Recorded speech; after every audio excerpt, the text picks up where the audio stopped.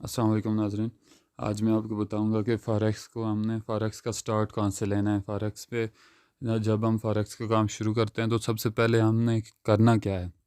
तो इसके लिए सबसे पहली चीज़ जो है वो आपने एक ब्रोकर सेलेक्ट करना है। ब्रोकर क्या चीज़ होती है, ये क्या करता है, तो उसको उसके बारे में मुख्तसर मैं आपको बता दूं कि जो भी हम फ़ॉरेक्स का काम करते हैं वो कोई ना कोई ब्रोकर हमें उसकी ब्रोकर जो है वो प्रोवाइड कर रहा होता है। इसमें सबसे ज़्यादा जो ज़रूरी चीज़ है कि आपने जब ब्रोकर को किसी भी ब्रोकर की सिलेक्शन करनी है, अकाउंट अपना क्रिएट करना है। ज़ाहिर है जब तक आप अकाउंट नहीं बनाएंगे, रजिस्ट्रेशन नहीं करवाएंगे किसी ब्रोकर किसी कंपनी के साथ, तब तक आप फ़ॉरेक्स का काम शुरू नहीं कर सकते। ये रजिस्ट्रेशन फ्री होती है। अपना सबसे पहले हम देखेंगे कि ब्रोकर को उसकी क्या क्या क्वालिटीज़ होनी चाहिए, क्या क्या होना चाहिए उसके अंदर जिस पे हम काम करेंगे। बहुत सारे ब्रोकर्स हैं, लाखों में हैं, पूरी दुनिया में काम कर रहे हैं इस वक्त। तो इसमें सबसे पहली चीज़ जो है, 6 पॉइंट्स आप ज़रूर लाजमी याद रखें जब भी आप किसी भी ब्रोकर के साथ अकाउंट बना रहे हो। अगर तो आप न्यू हैं फिर तो ठीक है, नहीं तो अगर आप पुराने अपना फॉरेक्स ट्रेडर हैं, उसके लिए भी ये मेरी वैसे सजेशन हैं, ये चीज़ें आप बिल्कुल देख लें। ये 6 चीज़ों का होना बहुत ज़रूरी है किसी भी ब्रोकर के लिए, वरना आप रिस्क के ऊपर हैं। सबसे पहली चीज़ जो ये है, फॉरेक्स जो ब्रोकर है उसकी रेगुलेशन कहाँ है, फॉरेक्स ब्रोकर की रेपुटेशन क्या है, यानी वो रेगुलेटेड है या नहीं है, कहीं उसके पीछे कोई बैठा हुआ है या नहीं। अगर आपने अपनी अमाउंट उसके अंदर इन्वेस्ट की हुई है, कल को कहीं वो भाग जाता है तो कौन उसको रेगुलेट कर रहा है, कौन देख रहा है उसको। कल को आप अपनी अमाउंट कहाँ से लेके आएंगे। अगर आपने फ़र्ज़ करें $10,000 जो है वो डिपॉज़िट किया हुआ है किसी ब्रोकर किसी कंपनी के साथ, तो आप कल को कैसे अगर वो भाग जाए तो आप वापस लेके आएंगे। पहली चीज़ ये रेगुलेशन चेक करनी है आपने। उसके बाद दूसरी जो लाजमी चीज़ होती है, फॉरेक्स ब्रोकर की रेपुटेशन होती है। रेपुटेशन क्या है कि ब्रोकर कैसा चल रहा है, उसके आप जनरेट कर सकते हैं, सर्वे भी आप जनरेट कर सकते हैं, क्वेश्चनेयर भी कर सकते हैं अपना। तो फॉरेक्स ब्रोकर की रेपुटेशन कैसी है, कैसा चल रहा है, लोगों को कैसी सर्विसेज दे रहा है, ये भी ज़रूरी है, आपने चेक कर लेना है पहले। उसके बाद फॉरेक्स ब्रोकर की जो है सेफ्टी और फंड्स इंश्योरेंस, ये देखना आपने कि वो कितना सेफ़ है, कितनी आपके फंड्स जो हैं वो सेफ़ रखता है, और कितने आपकी वो इंश्योर करता है कि आपको कहीं से कोई मसला नहीं होगा। अब तीसरी और चौथी और लाज़मी चीज़ ये है कि forex broker an allowed country. देखें बहुत सारे ब्रोकर्स हैं, जैसे अब बिटकॉइन पूरी दुनिया में कितना ज़ोर शोर से चल रहा है, लेकिन अमेरिका के अंदर आप बिटकॉइन के ऊपर आप काम नहीं कर सकते, लेन देन नहीं कर सकते। इसी तरह बहुत सारे ब्रोकर्स हैं आप जिनको कुछ कंट्रीज़ जो हैं वो अपने अंदर वहाँ अपने यहाँ वो नहीं चलने दे रहे, कहीं शायद कहीं ना कहीं वो अपनी करेंसी लॉस होती है। कोई फ़र्ज़ करें अब कोई पाकिस्तानी रुपीज़ में या इंडियन रुपीज़ में वो डिपॉज़िट कर रहा है, फिर वो लॉस होता है, तो ऐसे में ये वो डॉलर के साथ एक्सचेंज करवाता है तो मुल्क को लॉस होता है उसका। तो ऐसे में ये चेक कर लें कि आप जिस ब्रोकर पे काम कर रहे हैं, आपका कंट्री उसको अलाउ कर रहा है या नहीं कर रहा। ऐसा तो नहीं है कहीं कल को आपके मुल्क में बैन हो जाए और आप हाथ पे हाथ धरे देखते रह जाएंगे, बैठ के देखते रह जाएंगे। ऐसी वाली सूरत हाल तो नहीं है। ये लाजमी चीज़ है, इसको आप लाजमी चेक करें कि आपके कंट्री में अलाउ है या नहीं है। उसके बाद फॉरेक्स ब्रोकर कैपिटल, ये भी ज़रूरी चीज़ होती है कि आप ये देख लें कि आपका जो ब्रोकर है उसकी वर्थ क्या है, वो किस हद तक आपको, अगर फ़र्ज़ करें कहीं ना कहीं उसके पीछे बैकअप पे आपको कितने वो फ़ायदे दे रहा है, लेवरेजेस कितनी दे रहा है, कितने बेनिफिट्स आप उससे ले सकते हैं। और उसके बाद dealing desk versus non dealing desk, ये बहुत ज़रूरी चीज़ होती है। डीलिंग डेस्क और नॉन डीलिंग डेस्क, एक होता है ट्रू एशियन ब्रोकर होता है, और एक अपना आपका ब्रोकर होता है जो मार्केट मेकर होता है। मार्केट मेकर्स में अक्सर ये होता है, कभी कभार मार्केट की मूवमेंट के साथ वो थोड़ी सी अपनी तरफ से भी उसके अंदर जो है वो मसाला डाल देते हैं। मसाला डालने से मुराद मेरी ये है, अगर आपने गोल्ड के ऊपर ट्रेड की हुई है अभी, या किसी और पेयर के ऊपर आप ट्रेड कर रहे हैं, और अचानक मार्केट के अंदर कोई न्यूज़ आती है और मार्केट ऊपर या नीचे चली जाती है, तो जो ट्रू एशियन ब्रोकर होता है वो इस हद तक वो नहीं करता कि आपका जहाँ तक मार्केट जाएगी वहीं पे तक जाएगी, जबकि जो मार्केट मेकर्स होते हैं वो अपने पैसे बनाने के लिए थोड़ा सा और धक्का लगा देते हैं। और ऐसे में अक्सर ये होता है कि आपके स्टॉप लॉस जल्दी हिट हो जाते हैं और टेक प्रॉफिट आपके नहीं हो सकते। तो ये ज़रूरी चीज़ें जो हैं फॉरेक्स ब्रोकर के हवाले से, ज़रूर देख लेनी चाहिए। स्पेशली जो है इसकी रेगुलेशन और रेपुटेशन के ऊपर कोई कंप्रोमाइज़ ना करें आप। रेगुलेटेड ब्रोकर के साथ काम करें। बहुत सारे ब्रोकर हैं, बहुत सारे अच्छे ब्रोकर्स हैं, अच्छी खासी सर्विसेज दे रहे हैं, क्योंकि अब कंपटीशन हो रहा है। पहले कभी जब फॉरेक्स के शुरुआत के दिन थे तब तो ब्रोकर्स इतने नहीं थे। अब तकरीबन हर जगह पे एक कंपनी खोल की हुई है, हर मुल्क में हर जगह जगह पे एक एक कंट्री के अंदर हज़ारों के हिसाब से ब्रोकर्स बैठे हुए हैं जो आपको सर्विसेज प्रोवाइड ये लिक्विडिटी प्रोवाइड कर रहे हैं। तो ये सारी चीज़ें पहले देख लें, ज़रूरी चीज़ें जो होती हैं देखने की। उसके बाद आप किसी भी ब्रोकर के साथ अकाउंट बनाएं कि ये आगे मैं चल के बताऊंगा आपको दूसरी वीडियो में भी कौन सा ब्रोकर ठीक है हमारे लिए, जो हमें जो है वो अच्छी सर्विसेज प्रोवाइड कर सके। आपने जो लाजमी चीज़ें हैं वो उसकी रेगुलेशन, रेपुटेशन और फंड्स इंश्योरेंस जो है वो, प्लस अलाउड कंट्री भी आपने देख लेने हैं कि क्या मैं पाकिस्तान या इंडिया में या अमेरिका में या इस वक्त यूएई में बैठा हुआ हूँ, तो कल को ऐसा तो नहीं है कि कहीं यूएई में ये ब्रोकर बैन हो जाए, मैं इवन बेशक यहाँ से पाकिस्तान या किसी और कंट्री से हूँ, तो सर्विसेज अगर बंद हो जाती हैं तो ज़ाहिर है फिर आपको ये मुश्किल का सामना हो सकता है। बंद हो जाते हैं ब्रोकर्स, लेकिन अब हुआ नहीं है कभी, लेकिन सेफ़्टी बहुत ज़रूरी है। सेफ़्टी को सामने रख के चीज़ों को करना बहुत ज़रूरी होता है, चीज़ों को सामने रख के। तो ये लाजमी चीज़ें हैं जो 3-4 ये इनको हर सूरत में देख लें। मार्केट मेकर्स भी होता है मसला, लेकिन उससे भी ज़रूरी जो है वो ये है कि आपकी ब्रोकर जो है रेगुलेटेड है या नहीं। मार्केट मेकर्स की हम बात कर रहे थे, वो ब्रोकर्स जो मार्केट के अंदर, ये अब एक छोटी सी मैं चार्ट के ज़रिए आपको बता रहा हूँ टाइप्स ऑफ ब्रोकर में कि ब्रोकर्स की कौन सी किस्में होती हैं। 2 किस्में होती हैं ब्रोकर्स, 2 किस्म के होते हैं फॉरेक्स ब्रोकर्स। इनमें एक मार्केट मेकर्स होते हैं और एक नो डीलिंग डेस्क। एक डीलिंग डेस्क में, जो डीलिंग डेस्क में होते हैं वो मार्केट मेकर्स होते हैं, मार्केट में लोगों ने खुद ही बनाए होते हैं। और एक नो डीलिंग डेस्क में आपको जो अकाउंट्स दिए जाते हैं वो एसटीपी अकाउंट, ईसीएन अकाउंट और एमटीएफ अकाउंट्स दिए जाते हैं। तो मशवरा ये है उसके मार्केट मेकर की तरफ ना जाएं। अच्छे खासे ब्रोकर्स मौजूद हैं इस वक्त भी पूरी दुनिया में। आप कोशिश करें वो मार्केट मेकर अक्सर एडवर्टाइजमेंट्स में कुछ और बता के लोगों को अपनी तरफ खींच लेते हैं, अच्छी खासी इन्वेस्टमेंट करवाते हैं, कल को जब कहीं ना कहीं वो मसाइल पैदा करते हैं अपने क्लाइंट्स के लिए। तो कोशिश करें नो डीलिंग डेस्क पे आएँ, अपना STP accounts brokers Asian brokers के साथ अकाउंट्स ओपन करें, रजिस्टर करें और उस पर काम करें। अच्छा खासा काम है फॉरेक्स का, बेहतरीन काम है। ऐसा नहीं है कि यहाँ पे पैसा नहीं है, ये ट्रिलियंस में है। पूरी दुनिया की इकानमीज़ को आप मिला लें फिर भी फॉरेक्स की मार्केट आपको कहीं ना कहीं इससे बड़ी नज़र आएगी। तो मार्केट में वही बात हो रही थी, मार्केट मेकर्स आपके साथ कभी भी फ्रॉड्स कर सकते हैं। आप कोशिश करके एशियन और ट्रू एशियन के साथ ही खोलें। ये 2 किस्में होती हैं जो फॉरेक्स की कंपनीज़ हैं, इनकी आगे इनके भी साथ किस्में हैं, लेकिन बहुत सारे ब्रोकर्स ऐसे हैं जो ज़्यादातर अपनी रेपुटेशन को नहीं ख़राब होने देते। उसके बाद जो चेक करने वाली लाजमी चीज़ है वो स्वैप्स है। स्वैप क्या चीज़ होती है आपको मैं थोड़ा सा इसके बारे में बता दूँ। अक्सर लोगों को पता ही है स्वैप क्या चीज़ होती है। तो आपने जो चीज़ देखनी है लाजमी वो स्वैप को भी देख लेना है, क्योंकि बीइंग अ मुस्लिम हम स्वैप्स वाले अकाउंट्स तो नहीं इस्तेमाल करते, तो फिर भी देख लेना चाहिए उसको कि इसका जो सबसे पहली चीज़ स्वैप फॉरेक्स स्वैप होता है। A positive swap allows investor to generate passive income, यानी ये एक पॉजिटिव या जो सही स्वैप्स होते हैं वो आपको एक अपना पैसिव इनकम देते हैं, अच्छी खासी इनकम हो जाती है। उसके बाद जो होता है the strategy based on the difference in interest rates is called carry trade. और इसके एक स्वैप में ये भी होता है कि आपके जो डिफरेंस होते हैं वो भी काफ़ी अच्छे खासे होते हैं उसमें, आपकी बिड प्राइस और आस्क प्राइस में। फिर जब आप ट्रेड करते हैं तो उसके ऊपर अच्छा खासा आपको स्वैप चार्ज किया जाता है। हर कंट्री के लिए पूछा जाता है, जो ट्रू एशियन ब्रोकर्स हैं, जो अच्छे ब्रोकर्स हैं, बड़े ब्रोकर्स हैं, वो पूछ लेते हैं आपसे कि आप कौन सा अकाउंट खोलना चाह रहे हैं, स्वैप फ्री खोलना चाह रहे हैं या स्वैप वाला खोलना चाह रहे हैं। बीइंग अ मुस्लिम हमारे लिए जो होता है वो मैं आपको बता दूं वो स्वैप फ्री अकाउंट होता है, तकरीबन हर ब्रोकर ही वो देता है। जो नॉन मुस्लिम्स हैं वो स्वैप वाले अकाउंट्स खोलते हैं, उस पर उनको ज़्यादा फ़ायदा होता है, प्लस उससे वो कमीशन भी चार्ज करते हैं। और एक चीज़ और भी होती है जो इसमें थोड़ा सा रिस्क भी हल्का सा कम हो जाता है स्वैप में। कहीं ना कहीं आपको वो कुछ ना कुछ गुंजाइश दे रहे होते हैं, किसी न किसी ट्रेड के साथ स्वैप के ऊपर आपको गुंजाइश दे रहे होते हैं। लेकिन फिर भी स्वैप फ्री अकाउंट बेहतरीन अकाउंट रहता है आपका, उसके ऊपर आप कभी भी जो है वो कमीशन नहीं चार्ज करते। नॉन मुस्लिम्स के लिए तो ठीक है, स्वैप फ्री जो है वो कर लेते हैं, उसमें मसला नहीं है। हमें क्योंकि हमारे इस्लाम ने मना किया हुआ है स्वैप का, तो उसमें थोड़ा सा हमारे लिए जाके चीज़ें आगे मुश्किल हो जाती हैं।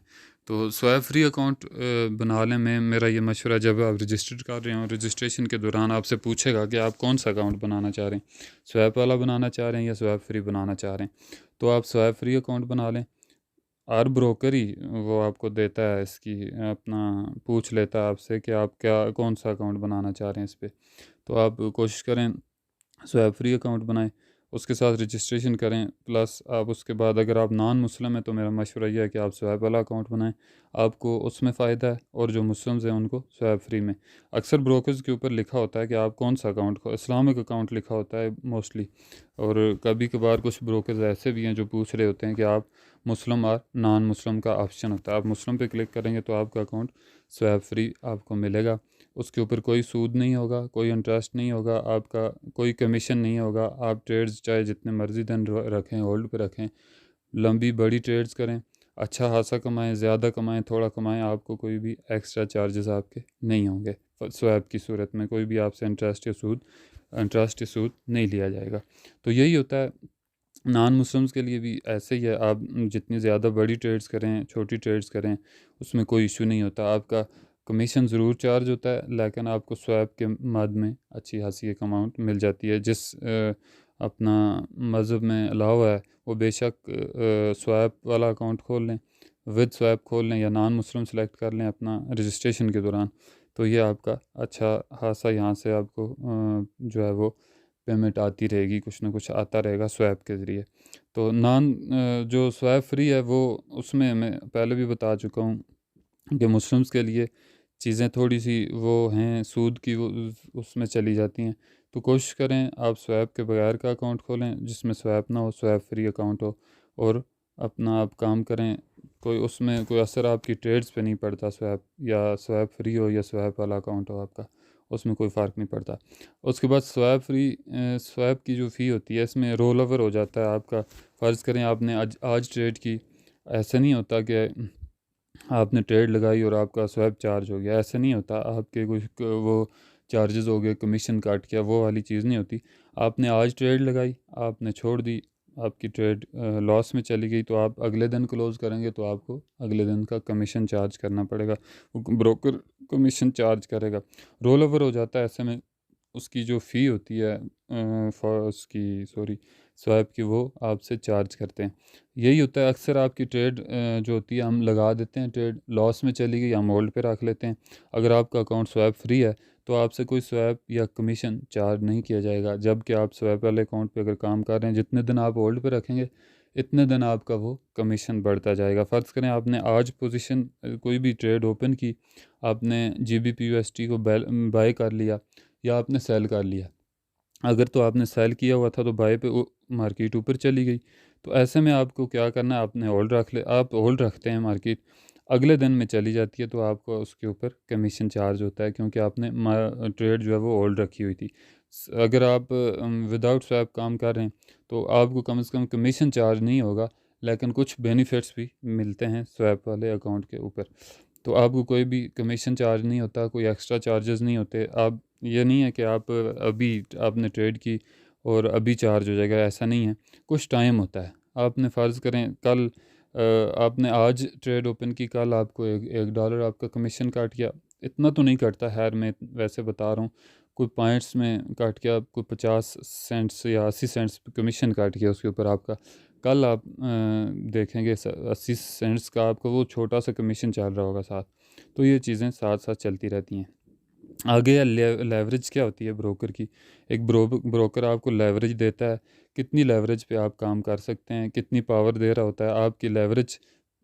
ये भी आपने ये चीज़ भी स्वैप की तरह, आपने जब आप अकाउंट रजिस्टर कर रहे होते हैं, रजिस्ट्रेशन के दौरान ही आपने अपनी लेवरेज भी सेट कर लेनी होती है कि आप कितनी लेवरेज पे काम करना चाह रहे हैं। आप अगर इसकी मोस्टली जो होती है, आमतौर पर जो लोग लेवरेज रखते हैं वो 1.55 की रखते हैं। तो ये बाइंग पावर और सेलिंग पावर, बाइंग पावर होती है, आप देख लें एक साइड पे ये छोटे से डॉलर्स छोड़े हुए हैं ऊपर, एक थोड़े हैं, लेकिन ये लेवरेज की वजह से वो ऊपर चला गया। हमारा जो है उसकी छोटे की पावर ज़्यादा थी, लेवरेज आई थी। उसके बाद एक ज़रूरी चीज़ जो है शुरू करने के लिए, वो आपका मेटाट्रेडर 4 होता है।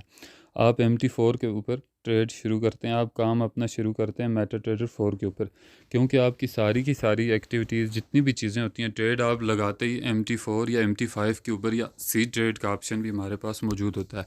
ये आपके एंड्रॉयड फ़ोन में अपना, उसके बाद आपके लैपटॉप PC में आपके अवेलेबल होता है। हर ब्रोकर अपना प्रोवाइड करता है, साथ डाउनलोड का ऑप्शन होता है, लेकिन ये एक ही है, यूनिवर्सल है, मेटाट्रेडर 4 जिसे हम कहते हैं। आप अगर प्ले स्टोर में सर्च करेंगे तो मेटाट्रेडर 4 के नाम से ही सर्च करेंगे इसको।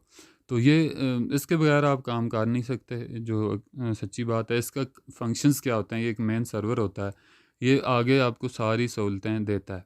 लिक्विडिटी इसने प्रोवाइड करनी होती है, आपकी हिस्ट्री सारी की सारी इसमें सेव होती है सर्वर के अंदर। आपकी जो ट्रेड्स होती हैं वो सारी इसके अंदर सेव होती हैं, आपने कितना लॉस किया, आपने कितना जो प्रॉफिट किया, बैकअप होता है इसका सारा। आपका जितनी भी रिपोर्ट्स होती हैं मेटाट्रेडर 4 के अंदर, आपकी हर चीज़ उसमें मौजूद होती है। उसके बाद मेटाट्रेडर 5 ये थोड़ा सा एडवांस है इससे, लेकिन मोस्टली आजकल जो इस्तेमाल जिस पे काम हो रहा है वो मेटाट्रेडर 4 ही है। 5 थोड़ा सा हाई है, थोड़ा सा एडवांस है, इसके आपके ग्राफिक्स जो हैं वो एडवांस हैं। ये आपका एंड्रॉयड फ़ोन के अंदर मौजूद है, आईफोन के ऊपर जो है आईफोन वालों ने पाबंदी लगा दी, उनके स्टोर पे मौजूद नहीं है। उसके बाद आपने ट्रेड्स कैसे शुरू करनी है, आपने ये यानी मेटाट्रेडर 4 के ऊपर आप जब आ जाएंगे, या मेटाट्रेडर 5 के ऊपर हैं आप, सी ट्रेड का भी ऑप्शन होता है। तो आपने ट्रेड कैसे स्टार्ट करनी है आपकी, मैं आपको ऐसे बताऊं। एक स्टैंडर्ड लाट्स होती हैं और यूनिट्स। इसमें आप एक होती है स्टैंडर्ड लाट होती है, उसके बाद एक 0.10, 0.01, 0.001। तो आपने जो न्यू जो होते हैं ट्रेडर्स, उनको मैं, मेरा मशवरा है 0.01 की ट्रेड आप उससे शुरू करें। उसकी आपको यूनिट्स भी दिए हुए हैं, आपको साथ साथ बताएगा कि आप कितना इस पे जाएंगे, कितनी देर होल्ड रखेंगे, आपकी जो मार्केट है यहाँ से यहाँ तक जाएगी तो आपको कितना फ़ायदा होगा। फ़र्ज़ करें आपने एक ट्रेड लगाई 0.01 से, मार्केट GBP USD को आपने सेल किया हुआ है, या यूरो USD को आपने सेल किया हुआ है, तो मार्केट ने 100 पॉइंट्स ऊपर गई या 100 पॉइंट्स नीचे नीचे गई, अगर आपने बाय किया हुआ तो आपको $1 का प्रॉफिट हो जाएगा। इसी तरह अब आपने एंट्री कैसे लेनी है, तो ये सबसे पहले ये ज़रूरी चीज़ होती है। आपने ये जो मैंने एक चार्ट दिया हुआ है इसके ऊपर, कि यहाँ से मार्केट यहाँ पहुँची, आपने बाय पहुँच की, जब बाय कर लिया, नीचे वाली आपकी जो एक लाइन दी हुई है, यहाँ से आपने इसको स्टॉप लॉस लगा देना है। इसी तरह what is SL and TP and forex के अंदर ये stop loss, SL stop loss को कहते हैं, ये SL और TP क्या चीज़ होती है, ये चीज़ें बहुत ज़रूरी होती हैं। ये पुराने जो हमारे ट्रेडर्स हैं उनको तो पता है सारी चीज़ों का, लेकिन जो नए नए जो लोग हमारे दोस्त काम स्टार्ट करते हैं, उनको नहीं पता होता कि हमने स्टॉप लॉस कैसे लेना है, टेक प्रॉफिट कैसे लेना है। हमने मार्केट को बाय कर लिया, जहाँ पे मैंने आपको ये सामने दिया हुआ है, जगह लिखी हुई है, बाय हुई हुई है मार्केट, यहाँ से ऊपर जा रही थी, हमने बाय कर लिया।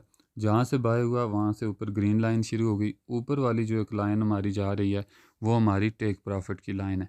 तो जो ही टेक प्रॉफिट हमने उस प्राइस के ऊपर सेट किया हुआ उसको हिट करेगी, तो मार्केट वहाँ से हमारी क्लोज़ हो जाएगी। क्लोज़ होगी तो हमें प्रॉफिट मिल जाएगा वहाँ पे। अगर हम देखें यहाँ से हमने हमारी उस लाइन को, उसने TP वाली को हिट नहीं किया, हम मैनुअल भी क्लोज़ कर सकते हैं। अगर नहीं किया तो मार्केट वापस नीचे आई, तो हमने नीचे एक लाइन और दी हुई थी, उसके ऊपर स्पोर्ट के ऊपर जो है वो हमारा स्टॉप लॉस लगा हुआ था, जहाँ से आपको मैंने रेड लाइन लगा के ये दिखाया हुआ है कि यहाँ पे अगर हमारी मार्केट आ जाएगी तो स्टॉप लॉस को हिट होकर यहाँ पे क्लोज़ हो जाएगी। ये हमने इसलिए किया कि ऐसा नहीं है, ऐसा ना हो अगर हमारी इस सपोर्ट को ब्रेक करे और नीचे जाए मार्केट तो हमारा लॉस बढ़ता जाएगा। बजाय उसके ये कैलकुलेटेड लॉस है हमारा, यहाँ पे हमने इसको हम एक्सेप्ट कर लेंगे, क्लोज़ हो जाएगा, हमें कोई इशू नहीं है। फ़र्ज़ करें अगर आपका स्टॉप लॉस $5 का आपने लगाया हो तो $5 काट के कोई इशू नहीं है, बजाय उसके कि आप स्टॉप लॉस के बगैर काम कर रहे हैं और मार्केट नीचे ही जा रही है, नीचे ही जा रही है, आप बाय पे थे, तो आपका लॉस बढ़ता जाएगा। इवन आप कहीं ना कहीं जाके अपना अकाउंट वॉश कर बैठेंगे। तो बजाय उसके आप वॉश करें, अपना सारा कुछ लॉस करें, तो बेहतर यह है कि आप स्टॉप लॉस हर सूरत में लगाएं। कैसे लगता है स्टॉप लॉस, टेक प्रॉफिट कैसे लगता है, ये मैंने दूसरी वीडियो में सारी चीज़ें बताई हुई हैं। ये बिल्कुल जो बिगनर्स हैं उनके लिए है, जो एडवांस ट्रेडर्स हैं जिनका कोई एक्सपीरियंस है वो उनको तो सारी चीज़ों का पता है। कुछ टेक्निकल्स के ऊपर स्टॉप लॉस और टेक प्रॉफिट्स लगाए जाते हैं। ऐसे ही नहीं है कि हम ऐसे ही लगा दें, लग तो जाता है कहीं भी। आप अपने कैपिटल के हिसाब से आप कहें कि मैं इतना ही लॉस अफोर्ड कर सकता हूँ, तो आप उतने के ऊपर ही अपना स्टॉप लॉस लगा दें। ये स्टॉप लॉस और टेक प्रॉफिट का जो था, मार्केट में एंट्री कैसे होंगे, स्टॉप लॉस और टेक प्रॉफिट हमने कैसे लगाना है। उसके बाद एक बाय स्टॉप और सेल स्टॉप होता है। आपने मार्केट को देखा, मार्केट बाय पे जा रही है या सेल पे अभी कहीं रुकी हुई है, कंसोलिडेशन में, आपने क्या करना है, आपने बाय स्टॉप लगा देना कि अगर मार्केट मेरी यहाँ पे जाती है तो यहाँ से खुद ही बाय हो जाए। जब वो खुद ही बाय हो जाएगी तो आपकी आगे वो प्रॉफिट में जाएगी और अपना जो टारगेट है उसे हिट करेगी। उसके बाद आपने स्टॉप लॉस ऑर्डर और स्टॉप लिमिट ऑर्डर्स जो हैं वो लगा देने होते हैं। हमने बाय किया मार्केट को, मार्केट बाय पे चली गई, ऊपर गई, तो हमने पहले इसको टेक्निकली हमने कैलकुलेट करके रखा हुआ था चीज़ों को कि हमारी मार्केट अगर यहाँ तक जाती है तो हमने यहाँ से इसको निकल जाना है, एग्ज़िट कर जाना है। स्टॉप लिमिट ऑर्डर जो होता है वो क्या होता है कि आपका मार्केट सेल पे चली गई, जिसे हम सेल स्टॉप भी कहते हैं, तो एक लिमिट लगा देते हैं हम। यहाँ हमारी मार्केट अगर आती है, हमारी जो मार्केट चल रही है इस वक्त, तो यहाँ तक आती है तो ऑटोमेटिक यहाँ से सेल हो जाएगी। वो लिमिट होती है, एक प्राइस लगा देते हैं हम उसके अंदर कि हमारी ये लिमिट है, यहाँ से ये सेल हो जाए। जो ही वहाँ पे पहुँचती है, सेल होती है मार्केट, तो आपको प्रॉफिट में चली जाती है, तो आप उसका नीचे टीपी भी आप ले रख सकते हैं। जब आप सेल स्टॉप या बाय स्टॉप के अंदर हैं तो आप उस वक्त भी रख सकते हैं। स्टॉप लॉस आप हम इसलिए लगाते हैं, हम बाय पे थे, हमने स्टॉप लॉस लगा दिया, मार्केट सेल पे आ रही थी, स्टॉप लॉस को हिट हुई तो हम सेल लिमिट लगा देंगे। स्टॉप लिमिट ऑर्डर, वो नीचे एक हम और ऑर्डर लगा देते हैं, एक लिमिट लगा देते हैं, ताकि हमारा जो लॉस हो गया तो हम इसके ऊपर इसलिए लगा दें ताकि ये नीचे जाए और हमें प्रॉफिट हो जाए। उसके बाद मार्केट के अंदर जो है ये स्ट्रेटजीज़ कौन कौन सी होती हैं हमने जो करनी है, ये इनको मैं वन बाय वन बड़ी डिटेल के साथ डिस्कस किया हुआ एक एक चीज़ को। लेकिन ये शॉर्टकट वीडियो है, ये बिगनर के लिए बिल्कुल अभी जो अकाउंट्स बनाएंगे उनके लिए। इसमें पॉलिटिकल इवेंट्स होते हैं, इकोनॉमिक्स जो होता है, डेटा इनका, ग्लोबल एनवायरनमेंट, इन्फ्लेशन और इंटरेस्ट रेट्स होते हैं, जिनकी वजह से मार्केट के अंदर अच्छी खासी मूवमेंट होती है। याद रहे, ये आपको मैं फंडामेंटल्स का बता रहा हूँ, ये टेक्निकल नहीं होता। पॉलिटिकल इवेंट्स जैसे किसी मुल्क का भी कोई प्रेसिडेंट या प्राइम मिनिस्टर जो है वो रिज़ाइन कर गया, मुल्क के अंदर ज़ाहिर है कुछ ना कुछ पॉलिटिकल अनसर्टेनिटी आएगी, तो ऐसे में जो है वो आपकी करेंसी अपना लॉस की तरफ जाएगी, सेल की तरफ जाएगी। या ऐसे है कि आपका एक बंदा बड़ा माहिर है और माहिर इकोनॉमिस्ट है, वो अगर वो आ गया है, आपकी मार्केट ज़ाहिर है वो जंप करेगी ऊपर की तरफ, के एक बंदा वो आ गया है, वो उसकी वजह से अब वो माहिर है ज़्यादा, मार्केट को, मुल्क को संभाल लेगा। इन्फ्लेशन की वजह से आपके मुल्क के अंदर अगर महंगाई है, महंगाई की वजह से आपकी बहुत सारी चीज़ों को जो है वो उसमें फ़र्क पड़ता है। महंगाई जब होती है तो बहुत सारा प्लस माइनस होती हैं चीज़ें, तो महंगाई की वजह से भी बहुत सारा आपकी मार्केट के अंदर फ़र्क पड़ता है। ग्लोबल एनवायरनमेंट हमने देखा, क्लाइमेट चेंज कितना फ़र्क पड़ रहा है, सैलाब आते हैं कभी क्या कभी क्या, तो यह भी एक मुल्क की इकानमी को बड़ी बुरी तरह मुतासर करते हैं। इकनॉमिक डेटा जो होता है, ये अब हम कहते हैं न्यूज़ ट्रेडिंग, जिसे हम कहते हैं, न्यूज़ आती है कि फ़लाँ आज उनका मुल्क की ये न्यूज़ थी, उसमें ये हुआ, तो उस वजह से भी मार्केट के अंदर मूवमेंट आ जाती है। एक और बड़ी चीज़ जो होती है वो इंटरेस्ट रेट्स होते हैं। इंटरेस्ट रेट्स की वजह से भी जो है वो मार्केट हलचल करती है और अच्छी खासी मूवमेंट देती है। तो ये जब न्यूज़ आती है, गुड इकानमी और बैड इकानमी हमें समझ आती है कोई भी, तो उसमें हायर करेंसी वैल्यू और लोअर करेंसी वैल्यू की वाली चीज़ें हमें सामने आती हैं। जब आपकी गुड इकानमी की हम बात करते हैं, आपकी इकानमी अच्छी आई, न्यूज़ अच्छी आई कि आपकी आज पिछले महीने में आपने महंगाई को कंट्रोल करके रखा, या बेरोज़गारी के अंदर अनएम्प्लॉयमेंट जो थी उसमें काफ़ी फ़र्क पड़ा, नई जॉब की क्रिएशंस हुई, तो आपकी इकानमी जो है वो डेफिनेटली वो गुड इकानमी आएगी, ग्रीन आएगी, और आप भाई पे जाएंगे। जैसे यूएसडी की, अगर यूएस डॉलर जो है वहाँ पिछले महीने या पिछले हफ्ते या इस जो हफ्ता चल रहा है इसमें अच्छी इकानमी आई उनकी, जो वो था कि महंगाई थी उस पर काबू पाया आपने, या जॉब क्रिएशंस हुई, क्रिएट हुई, तो उससे आपकी जो है इकानमी ग्रीन होगी। यूएस डॉलर बाय पे जाएगा, उसके अगेंस्ट वाले जो पेयर हैं वो सेल पे जाएंगे। अगर ऐसा नहीं है तो बैड इकानमी अगर आई है तो अब ज़ाहिर है फिर आपको नीचे की तरफ आपकी करेंसी जाएगी और आपके अगेंस्ट करेंसी ऊपर जाएगी। ये दो तरह के होते हैं, इसमें एनालिसिस जो होते हैं, फंडामेंटल एनालिसिस और टेक्निकल एनालिसिस। याद रखें, फंडामेंटल में ये होता है कि आपकी ट्रेड्स जितनी भी होती हैं वो न्यूज़ के ऊपर होती हैं। न्यूज़ आ गई, आपको न्यूज़ ने मतलब अच्छा खासा झटका दिया, तो फंडामेंटली मार्केट ऊपर चली गई। लेकिन जब ऊपर गई या नीचे गई तो आपको वापस आपकी मार्केट जो है वो सेल पे आएगी या बाय पे वापस टेक्निकल्स पे आएगी। मार्केट यानी ये याद रखें, मार्केट जो है वो टेक्निकल्स को ही फॉलो करेगी। टेक्निकल में क्या होता है, मुख्तलिफ इंडिकेटर्स होते हैं, बहुत सारे इंडिकेटर्स होते हैं जो आपको एक एक इंडिकेटर पे पूरी पूरी बुक लिखी हुई है, अभी भी मौजूद हैं, वो काम करते हैं। तो मेरा मशवरा है ज़्यादातर आप बिगनर्स जो हैं वो फंडामेंटल्स पे नहीं बल्कि टेक्निकल्स पे काम करें, पहले सीखें फिर काम करें। तो ये एक सर्वर होता है इसका अपना, जो न्यूज़ भी हमें देता है, पता चल जाता है, प्रोफेशनल सपोर्ट्स भी हमें मिल जाती हैं, इंडिकेटर्स में हर चीज़ हमें मिलती है। तो ये एक इंडिकेटर हमें शो किया हुआ है, ये नीचे अगर मैं आपको बताऊं, और ब्राट और सॉल्ट का जो ऑप्शन आ रहा है वो आपका RSI होता है, एक इंडिकेटर FRX के अंदर, रियल स्ट्रेंथ इंडिकेटर जिसे हम कहते हैं। तो ये हमें उसने बताया यहाँ से और ब्राट है, बहुत ज़्यादा बाय हो गई है मार्केट, और सेल है। तो आपने ये ऊपर मैंने एक वो पॉइंट्स लगा के दिखाए हुए हैं कि हमने यहाँ से बाय किया और हमें इतने पिप्स प्रॉफिट हुआ, सेल किया इतने पिप्स प्रॉफिट हुआ। मैंने सिर्फ यहाँ पे और ब्रॉड का ही दिखाया हुआ ऊपर। तो ये नीचे आपको एक लाइन के नीचे दिख रहा है, आप जब और ब्रॉड हो जाती है मार्केट, वहाँ पे वो डिसीजन करना होता है उसने, बहुत ज़्यादा बाय हो गई है, ये बहुत सेल पे चली गई और सोल्ड हुई हुई है, तो आपने वहाँ से जो है वो लगा देनी होती है ट्रेड बाय या सेल की। ये MCAD एक इंडिकेटर मैंने इसलिए शो किया हुआ दिखाया हुआ है कि इसमें हम टेक्निकली देख सकते हैं चीज़ें। ये एक जगह से ये बेरिश पे गया, फिर बाय पे गया, बुल्स, इसमें दो ज़ुबानें होती हैं फॉरेक्स की, बेरिश और बुल्स। बुल्स बाय को कहते हैं, जैसे हम बैल होता है सर उठा के चलता है, बेरिश सेल पे होता है, जैसे रीच की बात हो रही है, वो सर को बिल्कुल झुका के चलता है ज़मीन की तरफ। ये बाय, और ये दिखा रहा है आपको ग्रीन लाइंस, अगर आप ऊपर देखें जो एरोस बने हुए, जो तीर बने हुए, वो बाय के हैं, और सेल के जो हैं वो नीचे की तरफ हैं। ये नीचे आपको इंडिकेटर में दिखाया हुआ है, जो लाइनें लगी हुई हैं कि पहले ऊपर जा रहा था, ऊपर फिर जहाँ से बेरिश क्रॉस ओवर आया और नीचे आना शुरू हो गया, फिर यहाँ से बुलिश क्रॉस ओवर की वजह से जो है वो ऊपर चला गया। तो ये चीज़ होती है, जब ऊपर जा रहा है तो आपने मार्केट में बाय करना होता है। तो जब ये शॉर्ट ट्रेड्स होती हैं, एक लॉन्ग ट्रेड्स होती हैं, ये शॉर्ट कट के लिए होता है। तो ये जैसे आपने ऊपर गया, सेल ऊपर आई पे गया, आपने सेल किया, नीचे की तरफ आ रहा था, फिर आपने लो से बाय कर लिया, आई की तरफ गया, यानी हर आई पे आपने हल्का सा सेल कर लिया, हर लो पे आपने बाय कर लिया। ये होती है शॉर्ट कट, शॉर्ट ट्रेड्स होती हैं। शॉर्ट ट्रेड्स में अक्सर लॉस का चांस ज़्यादा होता है। या तो आप स्कैल्पिंग कहते हैं, स्कैल्पिंग कर रहे हैं तो चलें, समझ आ रही है, स्कैल्पिंग की आपने एक ट्रेड की, शॉर्टकट में आपने उसको अच्छी खासी बड़ी लॉट से सेल किया, $200-400 आपने कमाया और एग्ज़िट कर गए 5-10 मिनट्स में।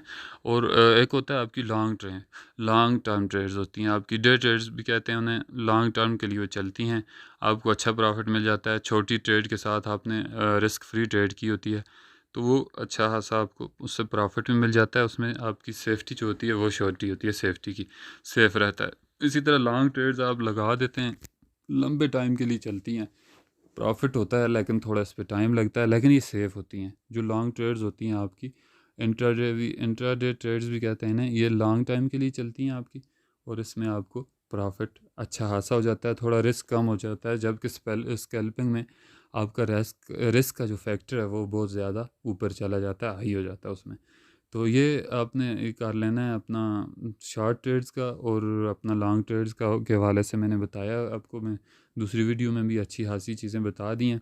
तो कोशिश करके आपने शुरू में डेमो के ऊपर आपने काम करना है, डेमो से स्टार्ट लें, डेमो के ऊपर आप प्रैक्टिस करें कुछ 6 महीने, 4-6 महीने, टेक्निकल्स के ऊपर काम करें। ये सारी चीज़ें आगे चल के आपको फ़ायदा देने वाली हैं। अपना हमने ब्रोकर्स, हमारे जो रिकमेंडेड ब्रोकर्स हैं वो कौन कौन से हैं, एक तो ओक्टा FX है, मशहूर है पूरी दुनिया में, सबको पता है। ओक्टा FX के बाद XNS, आप अगर बड़ी लेवरेज के साथ काम करना चाह रहे हैं तो XNS के ऊपर आएँ, अच्छी खासी लेवरेज मिलेगी आपको, इसका डिपॉजिट विड्रॉल्स फास्ट हैं। FBS है मशहूर, सबको पता है इसका भी। ये मेरे जो है हम रिकमेंड कर रहे हैं इन ब्रोकर्स को, अच्छे ब्रोकर्स हैं, इनके साथ काम किया। और एक्सन 4 ब्रोकर्स हैं जिनके साथ काम किया है और अच्छा खासा एक्सपीरियंस हो गया है। ये बेहतरीन ब्रोकर्स हैं। ये आपको कभी भी जो है वो धोखा करने वाले ब्रोकर्स नहीं हैं, अच्छे खासे ब्रोकर हैं। तो बहुत शुक्रिया वीडियो देखने का। इंशाल्लाह आगे चल के आपको एक एक चीज़ की मैं सारी चीज़ें सिखाऊंगा, आपने सीखनी है चीज़ें। देखें, बेहतरीन काम है, घर बैठ के करना है आपने, बजाय उसके आप जॉब्स करें, दफ्तरों में आगे पीछे घूमें। आपका बहुत शुक्रिया देखने का, बहुत बहुत शुक्रिया। अल्लाह हाफ़िज़, मेहरबानी।